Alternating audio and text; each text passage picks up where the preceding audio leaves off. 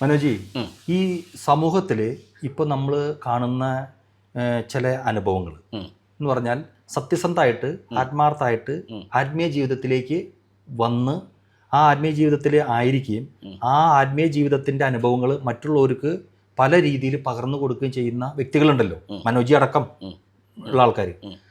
ഇപ്പോൾ ഇങ്ങനെ ഈ ആത്മീയ ജീവിതത്തിലേക്ക് വരുമ്പോൾ സമൂഹത്തിലെ ഒരു 90% ആൾക്കാർ ഈ നിന്ദനം, ഒറ്റപ്പെടുത്തുക, അവരെ കുറ്റം പറയുക, അവഹേളിക്കുക. ഈ നമ്മൾ ഈ സോഷ്യൽ മീഡിയയിലൊക്കെ ഇപ്പോൾ ഇടുന്ന ആ ഈ വീഡിയോസിൻ്റെ ഒക്കെ അടിയിൽ നമ്മൾ കമൻറ്റ് നോക്കിക്കഴിഞ്ഞാൽ വെറുതെ അവർക്ക് ഇരുന്ന് നമ്മൾ അങ്ങനെയുള്ള അനുഭവങ്ങൾ. അപ്പോൾ ഈ തിരസ്കരണങ്ങൾ ആത്മീയ ജീവിതത്തിലേക്ക് വരുമ്പോൾ കുടുംബജീവിതം ആയാലും ഏത് മേഖലയിൽ നിന്നായാലും ആത്മീയ ജീവിതത്തിലേക്ക് വന്ന ആൾക്കാർ ഒറ്റപ്പെട്ടു പോകുന്ന അവസ്ഥയുണ്ട്. അപ്പോൾ ഇതാണല്ലോ പറയണേന്ന് ഉള്ളൊരു ഇതിൽ, അഥവാ ആത്മീയ ജീവിതത്തിലേക്ക് വരാൻ താല്പര്യമുള്ളവർ വരെ ഈ ഒരു കാര്യത്തിനകത്ത് ഒന്ന് മടിക്കും ഇങ്ങനെയൊക്കെ പറയുമ്പോൾ. അപ്പോൾ ഈ ഇത്തരത്തിലുള്ള സാഹചര്യങ്ങൾ തന്നെ ഈ ആത്മീയ ജീവിതത്തിലേക്ക് വന്ന ആൾക്കാർ എങ്ങനെയാണ് ഇപ്പോൾ വെറുതെ പറഞ്ഞ് കളിയാക്കണോ, അതേ വന്നു അടുത്ത ആൾ ദൈവം, ഇവര് അങ്ങനെ ഇങ്ങനത്തെ ഒരു ടൈറ്റിൽ ഉണ്ടാക്കി അടിക്കുകയാണ്, അതേ അടുത്ത് വന്നു ആൾ ദൈവം. അപ്പൊ ഇതിനെ പറ്റിയിട്ട് ഇങ്ങനത്തെ സാഹചര്യങ്ങൾ തന്നെ എങ്ങനെയാണ് നമ്മൾ ധൈര്യമായിട്ട് ഇതിനെ തരണം ചെയ്യുക ആത്മീയതയിലേക്ക് വന്ന ആൾക്കാർ? അപ്പൊ അതിനെപ്പറ്റി ഒന്ന് ഇതിന് പല ഡയമെൻഷൻസ് ഉണ്ടാച്ചാ. ഞാൻ ആദ്യം ഈ ആൾക്കാരുടെ ഒരു വ്യൂ പോയിന്റ് പറയാം. ഇപ്പോൾ ഈ ഇങ്ങനെ പ്രതികരിക്കുന്ന ആൾക്കാരുടെ വ്യൂ പോയിന്റ് എന്ന് പറയുന്നത് സംസ്കാരശൂന്യരായിട്ടുള്ള ഒരു കൾച്ചർ ഇല്ലാത്ത ആൾക്കാരായിട്ട് അങ്ങനെ ഈ രീതിയിൽ പ്രതികരിക്കുന്നത് അതെല്ലാ കാലഘട്ടത്തിലും ഉണ്ടായിട്ടുണ്ട്. ഇപ്പോൾ ശ്രീബുദ്ധനാണ് ഒരു സ്പിരിച്വൽ ഐക്കോൺ എന്ന് പറഞ്ഞിട്ട് ഇച്ചിരി പുരാതനമായിട്ടുള്ള രീതിയിൽ വന്നത്. അദ്ദേഹം ആ സ്പിരിച്വാലിറ്റിയിലേക്ക് വന്നപ്പോഴും അദ്ദേഹം ആ തപസ്സിരുന്ന സമയത്തും ഒക്കെ അന്നും ആൾക്കാർ കളിയാക്കിയിട്ടുണ്ട്. അദ്ദേഹം ഇതുപോലെ ഓരോ അവഗണനകളും നിന്ദകളും പരിഹാസങ്ങളും ഏറ്റെടുക്കേണ്ടി വന്നിട്ടുണ്ട്. പക്ഷെ പിന്നീടാണ് അടുത്ത് വേറൊരു കാലഘട്ടം വന്നപ്പോഴാണ് അദ്ദേഹത്തെ ആ ഒരു ദൈവിക പരിവേഷം കൊടുത്ത് ആൾക്കാരെല്ലാം ആദരിക്കാൻ തുടങ്ങിയത്. ഇതുപോലെ ജീസസ് ക്രൈസ്റ്റിന്റെ കാലഘട്ടം വന്നപ്പോഴോ അന്നുള്ള മതവക്താക്കൾ അടക്കം ജീസസിനെ പ്രവർത്തനരഹിതമാക്കാൻ പറ്റുന്ന രീതിയിൽ പരിഹസിച്ചു. വളരെ നിന്ദ്യമായിട്ടുള്ള രീതിയിൽ പരിഹസിച്ചു. ഇല്ലേ, പരിഹസിക്കുക മാത്രമല്ല അദ്ദേഹത്തിന് ശാരീരിക ഉപദ്രവം ഏൽപ്പിക്കാൻ അവർ മടിച്ചില്ല. മീശയെ പിടിച്ച് വലിക്കുക, മുടി പിടിച്ച് വലിക്കുക, തുപ്പുക. അപ്പോൾ ആ രീതിയിൽ വളരെ നികൃഷ്ടമായിട്ട് രീതിയിലാണ് ജീസസ് ജീവിച്ച കാലഘട്ടത്തിൽ അന്നത്തെ മതവക്താക്കളും അന്നത്തെ ജനങ്ങളും, ഇല്ലേ, അത് ബൈബിളിൽ തന്നെ പറഞ്ഞിട്ടുണ്ട് വളരെ വ്യക്തമായിട്ട്. അത് കഴിഞ്ഞിട്ട് ഈ അടുത്ത കാലത്ത് ശ്രീനാരായണ ഗുരു വന്നപ്പോഴോ, ശ്രീനാരായണ ഗുരു നമ്മുടെ ഈ കടൽ തീരം വഴിയും അവിടെയുള്ള നമ്മുടെ ഈ തിരുവനന്തപുരത്തുള്ള പ്രാന്തപ്രദേശത്തൊക്കെ നടന്ന് ഒരുപാട് കാര്യങ്ങൾ ജനങ്ങളുടെ ഉദ്ധാരണത്തിന് വേണ്ടിയിട്ട് അദ്ദേഹം പ്രവർത്തിച്ചിട്ടുണ്ട്. ആരും മൈൻഡ് ചെയ്തിട്ടില്ല തുടക്കത്തിലൊന്നും. നിന്നയും പരിഹാസം തന്നെയായിരുന്നു. ഇവൻ ഇനി ഉദ്ധാരണം ചെയ്തിട്ട് വേണം എന്നുള്ള രീതിയിലൊക്കെ ആയിരുന്നു. സോ തുടക്ക കാലഘട്ടത്തിൽ എല്ലാവരെയും ജനങ്ങൾ ഈ രീതിയിൽ തന്നെയാണ് ഒറ്റപ്പെടുത്തുന്നത്. മഹാത്മാഗാന്ധി നമ്മൾ കുറച്ച് കാര്യം നമുക്ക് ഡിസ്കസ് ചെയ്ത് പറഞ്ഞില്ലേ, മഹാത്മാഗാന്ധി എന്താ പറഞ്ഞേ? തുടക്കത്തിലെ ആൾക്കാര് നിങ്ങളെ അവഹേളിക്കും, അത് കഴിഞ്ഞ് കുറച്ച് കഴിയുമ്പോൾ അത് കഴിഞ്ഞ് പിന്നെ അവര് എന്താ പറയാ അവഹേളിക്കും. പിന്നെ അവസാനം മൂന്നാമത്തെ ഘട്ടത്തിലാണ് അക്സെപ്റ്റ് ചെയ്യും. സോ ഇത് എല്ലാ മേഖലകളിലും ഉണ്ട്. ആത്മീയ മേഖലകളിൽ മാത്രമല്ല, ജീവിതത്തിന്റെ അകത്തുള്ള ഏത് ഡയമെൻഷൻ നോക്കിയാലും അവിടെ എല്ലാം ഈ കാര്യങ്ങളുണ്ട്. അപ്പം ഗാന്ധിജി പറയുവാണ്, ഞാൻ ശരിക്കും സ്വാതന്ത്ര്യ സമരത്തിന് അഹിംസയിലൂടെ നിങ്ങൾക്ക് സ്വാതന്ത്ര്യം നേടിത്തരാമെന്ന് പറയുമ്പോൾ അതിൻ്റെ പിൽക്കാലത്ത് ടിപ്പു സുൽത്താനോ പഴശ്ശിരാജയോ മാർത്താണ്ഡവർമ്മയോ ഒക്കെ പോലെയുള്ള ആൾക്കാർ വീരമൃത്യു വരിച്ചിട്ടുണ്ട് ഈ ബ്രിട്ടീഷുകാരോട് പോരാടി, അല്ലേ, യുദ്ധം ചെയ്തിട്ട്. സോ ഇവർക്കൊന്നും പറ്റാത്തത് നീ ഈ നരുന്ന പോലെ ഇരിക്കുന്ന നീ അഹിംസയിൽ കൂടെ അവനൊന്ന് കാണണല്ലോ. എന്തോരം വിമർശനം ഉണ്ടായിട്ടുണ്ട്, എന്തോരം ബ്രിട്ടീഷുകാരൊക്കെ ബൂട്ടിട്ടൊക്കെ ചവിട്ടി, ഇല്ലേ. പക്ഷെ ആ വ്യക്തിയെ അല്ലേ നമ്മൾ ഇന്ന് രാഷ്ട്രപിതാവായിട്ട് ആദരിക്കുന്നതും ബഹുമാനിക്കുന്നതും, ഇല്ലേ.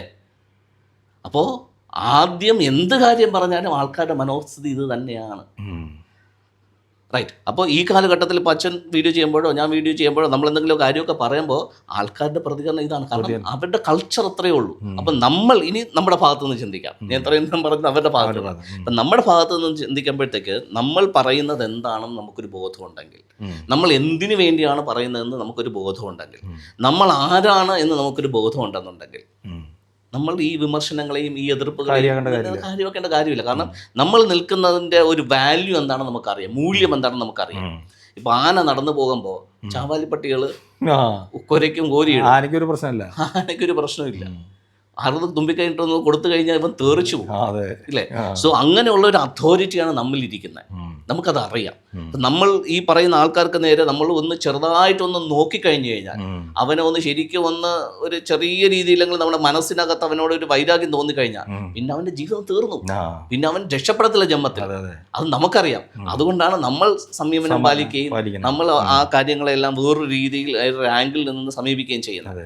സോ നമ്മുടെ മനോഭാവം കുറച്ചുകൂടെ ഒന്ന് ഷാർപ്പൻ ചെയ്ത് കറക്റ്റ് ചെയ്ത് നമ്മൾ എന്തിനാണ് നിലനിൽക്കുന്നതെന്നും നമുക്ക് എന്താണ് നമ്മുടെ ഉദ്ദേശശുദ്ധി എന്നും നമുക്ക് ബോധമുണ്ടെങ്കിൽ നമുക്ക് ഇതിനെല്ലാം ഓവർകം ചെയ്ത് പോകാനായിട്ടുള്ള ഒരു മൈൻഡ് സെറ്റ് നമുക്ക് ഉണ്ടാകും.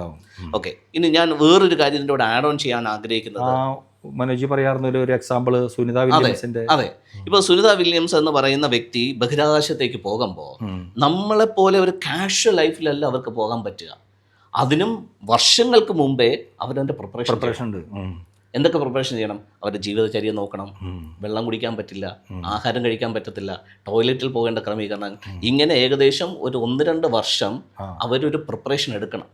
അപ്പോൾ ആഹാരത്തിന് പകരം അവർ കഴിക്കുന്ന ചെറിയ വൈറ്റമിൻ ക്യാപ്സ്യൂൾസ് ആണ്. വെള്ളം അധികം കുടിക്കാൻ പറ്റത്തില്ല. ഓക്കെ, തുപ്പാൻ പറ്റില്ല, മലമൂത്ര വിസർജനം പ്രശ്നമാണ്. അപ്പോൾ ആ ബഹിരാകാശത്ത് പോകുമ്പോൾ നമ്മൾ ഇന്ന് നയിച്ചു കൊണ്ടിരിക്കുന്നത് പോലെയുള്ളൊരു ഡേ ടു ഡേ ലൈഫ് ജീവിത ശൈലി അവിടെ പറ്റില്ല. അപ്പൊ അവർ ഏകദേശം എനിക്ക് തോന്നുന്നു more than 6 months ബഹിരാകാശത്തായിരുന്നു. 9 months ബഹിരാകാശത്തായിരുന്നു. അപ്പൊ അവരുടെ ലൈഫ് കൾച്ചർ ഒന്ന് ചിന്തിച്ചു നോക്കിയേ. നമ്മുടെ സാധാരണപ്പെട്ട ആൾക്കാരുടെ അടുത്ത് പറഞ്ഞു, നമ്മൾ ഒരു സൂര്യാസ്തമയം കാണുന്നു, ആള് 12 എണ്ണ കണ്ടേന്ന ഒറ്റ ദിവസം കാണുന്നത് 12 സൂര്യാസ്തമയം. അപ്പോൾ സാധാരണക്കാർക്ക് ഇത് ഡൈജസ്റ്റ് ആകത്തില്ല. ഓരോ ക്യാപ്സ്യൂൾ കഴിച്ചാണ് ജീവിക്കുന്നതെന്ന് പറഞ്ഞു കഴിഞ്ഞാൽ സാധാരണപ്പെട്ട ആൾക്കാർക്ക് മനസ്സിലാകത്തില്ല. ടോയ്ലറ്റിൽ നമ്മൾ പോകുന്നത് പോലെ പോകാൻ പറ്റത്തില്ല, തുപ്പാൻ പറ്റില്ല, വേർക്കാൻ പാടില്ല. സോ അവിടെയുള്ള കൾച്ചർ മുഴുവൻ വ്യത്യസ്തമാണ്. സോ ഈ രീതിയിൽ ഒരു ആത്മീയതയിലേക്ക് പ്രവേശിക്കുന്ന ഒരാൾക്ക് ഈ പറഞ്ഞതുപോലെ ഒരു കൾച്ചർ ഡിഫറൻസ് വരണം. മാനുഷികതയിൽ നിന്ന് ദൈവികതയിലേക്ക് അതൊരു സംസ്കാര ചേഞ്ചാണ്. സോ അത് അഭ്യസിക്കുമ്പോൾ മാത്രമേ നമുക്ക് ഇതിനകത്ത് നിലനിന്ന് പോകാൻ പറ്റത്തുള്ളൂ. സോ ഒരു ഡിവൈൻ കൾച്ചറിൽ ഇങ്ങനെ ജീവിക്കുന്ന ഒരു വ്യക്തിയെ അപ്പുറത്ത് നിൽക്കുന്നവൻ വിമർശിക്കും. ആൾ ദൈവം എന്ന് പറയും. ശരിക്കും ഇവൻ ദൈവം തന്നെയാണ്. കാരണം ഒരു ഡിവൈൻ പവറിലാണ് ഇവൻ ജീവിക്കുന്നത്. അതുകൊണ്ടാണല്ലോ സാധാരണപ്പെട്ട ജീവിതം നയിച്ച യേശു എന്ന് പറഞ്ഞ മനുഷ്യനെ പിന്നെ ആരാക്കിയത്? ദൈവമാക്കിയത്. മുഹമ്മദ് നബി എന്ന് പറയുന്ന വ്യക്തിയെ ആ രീതിയിൽ ബഹുമാനിക്കുന്നത് അതുകൊണ്ട് തന്നെയാണ്. നമ്മുടെ അടുത്ത് ജീവിച്ചുകൊണ്ടിരുന്നിട്ട് സാധാരണ എൻ്റെ ഒരു ചോദ്യം എന്താ വെച്ചാല്, ഈ സാധാരണപ്പെട്ട ആൾക്കാര് അവർക്ക് പാമ്പിനെ ദൈവിക ഇതിൽ കാണാൻ പറ്റുന്നുണ്ട്, അതുപോലെ പശുവിനെ ദൈവിക ഇതിൽ കാണാൻ പറ്റുന്നുണ്ട്. മനുഷ്യൻ ദൈവത്തിന്റെ ഛായയിലും സാദൃശ്യത്തിലും സൃഷ്ടിക്കപ്പെട്ട മനുഷ്യനെ ആൾദൈവം എന്ന് പറഞ്ഞ് കളിയാക്കും. എന്തെങ്കിലും ഒരു ബേസിക്കലി പറഞ്ഞ ഇത്രയേ ഉള്ളൂ അച്ഛാ, ഇത്രയേ ഉള്ളൂ അസൂയ. അല്ലെങ്കിൽ എനിക്ക് അങ്ങനെ എത്താൻ പറ്റത്തില്ല എന്നുള്ള കോംപ്ലക്സ്. ആ കോംപ്ലക്സ് ആണ് ഇവന്റെ വായിൽ നിന്ന് ഈ അസഭ്യമായിട്ടും എതിർപ്പുകളുമായിട്ടൊക്കെ വരുന്നത്. അപ്പൊ ആരെങ്കിലും നമ്മളൊരു ദൈവിക രീതിയിലുള്ള ഒരു അഡ്വൈസോ ഒരു വീഡിയോയോ ഒരു സംസാരമോ ചെയ്യുമ്പോൾ വന്നു ആൾ ദൈവം, അല്ലെങ്കിൽ വന്നു ദുരുപദേശൻ, വന്നു അന്തിക്രിസ്തു എന്ന് പറയുന്നുണ്ടെങ്കിൽ അതിന്റെ ബേസിക് ആയിട്ടുള്ള കാര്യം അവനത് പറ്റാത്തതിലുള്ള അമർഷമാണ്. അവൻ അതിൽ വരാനായിട്ട് അവൻ പരിശ്രമിക്കുന്നുമില്ല, അവൻ അതിൽ വരാനായിട്ട് പറ്റത്തുമില്ല എന്നുള്ള ഒരു മൈൻഡ് സെറ്റ് അവൻ ഇരിക്കുന്നിടത്തോളം കാലം ആ രീതിയിൽ ജീവിക്കുന്ന ആൾക്കാരെ അങ്ങനെ കാണത്തുള്ളൂ. വേറിട്ടുണ്ട്. ഇത് ആത്മീയതയിൽ മാത്രമല്ല, ഇപ്പൊ ഈ സോഷ്യൽ മീഡിയയിലൊക്കെ ഈ വൈറലായി വന്ന ആൾക്കാരുണ്ടല്ലോ, വീഡിയോസൊക്കെ ചെയ്ത് പല മേഖലകളിനകത്ത് സെലിബ്രിറ്റീസ് രംഗത്തിലേക്ക് വരുന്ന ആൾക്കാരുണ്ട്. ആ ആൾക്കാർക്കൊക്കെ ചെറിയൊരു പിഴവ് വരുമ്പോൾ അവരുടെയൊക്കെ നേരെ പ്രതികരിക്കുന്ന കാര്യങ്ങൾ കണ്ടിട്ടില്ലേ? യാതൊരു മനസാക്ഷിയില്ലാത്ത രാഹുൽ ഈശ്വറിന്റെ ഒരു അവസ്ഥ നോക്കി.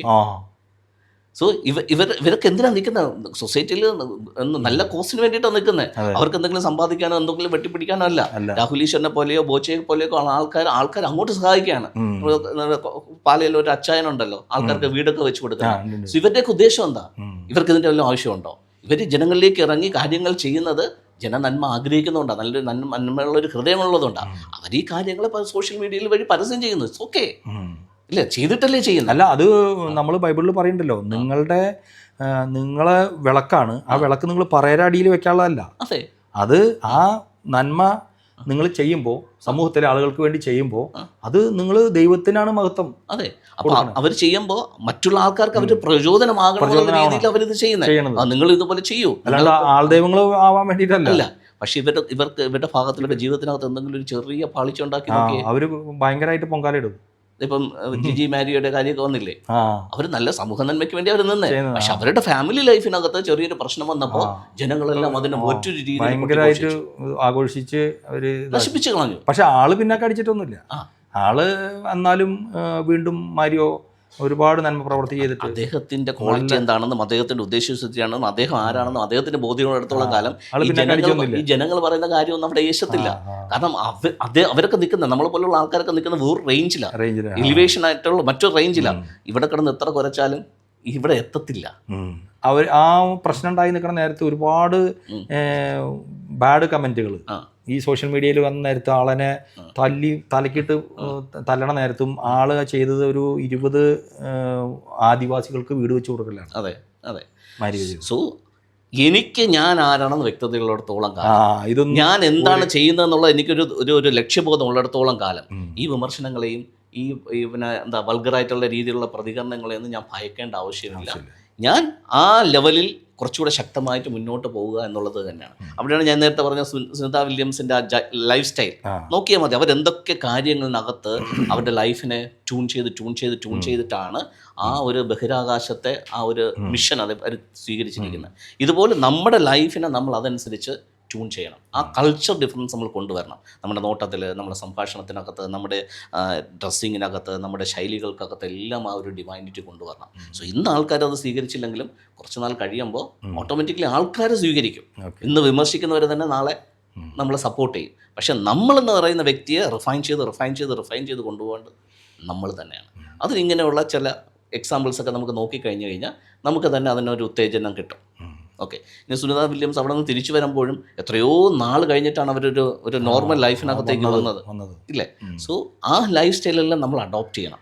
നമ്മളൊരു കോസിന് വേണ്ടി നിൽക്കുമ്പോൾ, ഒരു ലക്ഷ്യബോധത്തോടു കൂടെ നിൽക്കുമ്പോൾ പ്രകൃതിയും ദൈവവും ആൾക്ക് സംരക്ഷണമായി മാറി. അതെ. 1 മാസത്തിന് വേണ്ടി പോയ ആളാണ്, അവിടെ പെട്ടുപോവുകയാണ് ചെയ്തത്. അത്രയും മാസം പ്രൊലോങ് ചെയ്യുവാണ്. പ്രലോഭം ചെയ്തത്.